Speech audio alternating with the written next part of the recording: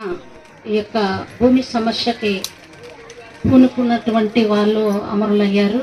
అదే ముఖ్యంగా అందులో భాగంగానే ఆ ఉద్యమంలో వచ్చిన యొక్క హనుమంతన్న గారు వాళ్ళ తల్లిదండ్రులకు 4 సంతానం అయితే రెండవ సంతానము హనుమంతన్న.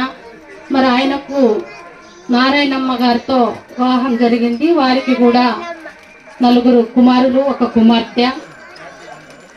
ఈరోజు హనుమంతన్న గారు దాదాపు 12 సంవత్సరాల నుంచి అనారోగ్యంతో, కేవలం అనారోగ్యం అంటే అది మామూలు అనారోగ్యం కాదు, ఏదో జ్వరమో లేకపోతే ఇంకొకటో, 2 కాళ్ళు లేక ఆయన మంచాన పడితే ఆ యొక్క కుమారులు, ముఖ్యంగా తన భార్య, ఆమెకి లాల్ సలాం చెప్పచ్చు ఆమె యొక్క ఓపికకి.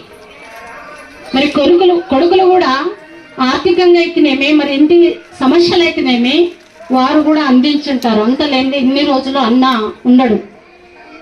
ఏది ఏమైనా సరే ఈ యొక్క పీడిత తాడిత భూమి కోసం, భుక్తి కోసం, ఈ దేశ విముక్తి కోసం, ఈ దేశ మార్పు కోసం, ఉన్నవాళ్ళ రాజ్యం పోయి పేదవాళ్ళ రాజ్యం రావాలని, అనగారిన కులాల కొరకు ఎంతో పిలుచుందిరారో నాయనవో కమ్యూనిస్ట్, పిలుచుందిరారో నాయనవో కమ్యూనిస్ట్, కమ్యూనిస్ట్ అని మార్కిస్ట్ అని మావిస్ట్ అని లెనినిస్ట్ అని మనల మనము చంపుకుంటే, మన రక్తం చిమ్ముకుంటే, మన వీణన మతతత్వపు ప్రాంతీయులు బలిసిపోయి దోపిడోలు గెలిచిరో నాయనవో కమ్యూనిస్ట్, పాలకులైపోయారు నాయనవో కమ్యూనిస్ట్. కమ్యూనిజం పుట్టింది కడుపేదల కాపాడ, మార్క్సిజం పుట్టింది మన బోతుల దున్నాడగా. సిపిఐ సిపిఎం ఎంసిపై ఎంఎల్లు ఎన్ని మనము పెట్టుకొని ఎర్ర జెండ మనది కదా. మనకు మలినమొద్దు, మార్క్సిజాన్ని మరవద్దు, మనులకు అమ్ముడు పోయి భక్తులకు లొంగవద్దు. మాయా మర్మాలు వీడి మనమంతా ఒక్కటైతే మార్క్సిజమే జయిస్తుంది, లెనినిజమే వరిస్తుంది.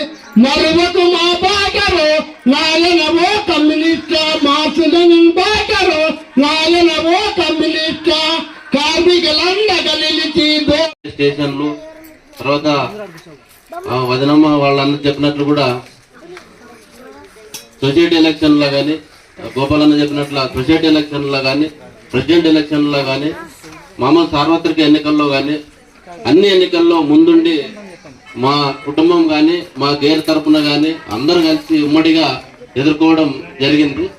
ఆ క్రమంలోనే 1992లో మే 16వ తారీఖున అంతకుముందే 1991లోనే ఉల్లిగడ్డల వీరన్న, కలబాయి గంగన్న, తర్వాత కోదండ వాళ్ళ నాయన హనుమంతన్న రాత్రి 11 గంటలప్పుడు వచ్చి పార్టీ మా మున్నప్ప తరపున, మా మున్నప్ప అన్న తరపున తీసుకుని వస్తే, ఆ రాత్రి 11 గంటల 12 గంటప్పుడు సమయంలోన సైకిల్ వేసుకుని రావడం జరిగింది వాళ్ళందరూ కూడా. నేను ఇంకా చిన్నపిల్లని, అప్పుడు 7వ తరగతి ఉన్నాను. ఆ రాత్రి 11 గంటలప్పుడు వచ్చి అన్న తీసుకుని వచ్చి పెడితే, భోజనం లేదప్ప మాకు, ఇప్పుడు భోజనం పెట్టాలంటే ఏమంటే అది పెట్టండి అప్ప అని చెప్పి కమ్యూనిస్ట్ పార్టీ తరఫున వాళ్ళు వచ్చి అడిగితే మేము పెట్టడం జరిగింది. ఎందుకోసం వచ్చినారంటే, మన గ్రామంలోన చాలా ఇబ్బంది ఉంది అని చెప్పి మా మున్నప్ప గారు, మాకు ఒక్కో కుటుంబంలో 5-6 కుటుంబాలు, ఒక్కొక్క ఇంటిలో 5-6 కుటుంబాలు ఉన్నాయి. చీరలు కట్టుకుని పండుకున్న పరిస్థితి. అప్పుడు ఒక్కో ఇంటిలోన ఒక్కొక్క చీరలు కట్టుకొని ఒకే కుటుంబంలో అన్నదమ్ములు పండుగలేక స్థలం లేదు, చీరలు అడ్డం కట్టుకొని పండుకున్న పరిస్థితి. ఆ సమయంలో వాళ్ళు వచ్చిన తర్వాత అన్ని పార్టీ విషయాలు, మన ఎస్సీ బీసీని ఎస్టీని గారికి సిపిఎంఎల్ డెమోక్రసీ పార్టీ తరఫున విప్లవ జోహార్లు తెలియజేస్తాను. అన్నతో అంత పరిచయం లేకపోయినప్పటికీ మన కోదండన్న నాయకత్వాన్ని పనిచేస్తూ, ప్రధానంగా విప్లవ పార్టీల్లో ఉన్నటువంటి అన్న 32 సంవత్సరాల క్రితం ఈ బసాపురం గ్రామంలో, ఈ ప్రాంతంలో నివసిస్తున్నటువంటి దళితులకు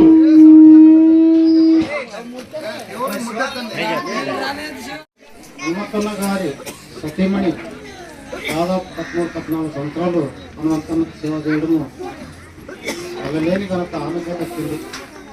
ఆయన కుమారుడు కూడా ఎంతో ప్రయాసపడి ఆయనకి 2 కాళ్ళు లేకుండా కూడా ఆయన ఆసుపత్రికి అయితేనేమి ఇంకొకటైతేనేమి ఇంకోటైతేనేమి అతను గుర్తుండి అతను ఎత్తుకొని ఎక్కడ కావాల్సి అక్కడ తీసుకుపోయి చూపించి అన్ని రకాల కొడుకులు కూడా ప్రయాసపడి ఆయన సేవ చేసినందుకు వాళ్ళకు కూడా ధన్యవాదాలు తెలియజేస్తున్నాము. ఎందుకంటే కాబట్టి హనుమంతన్న మొట్టమొదట 92లో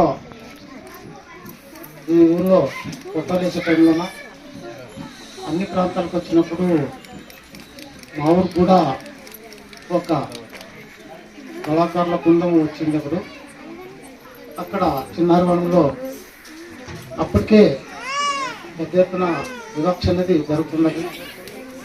అప్పట్లోనే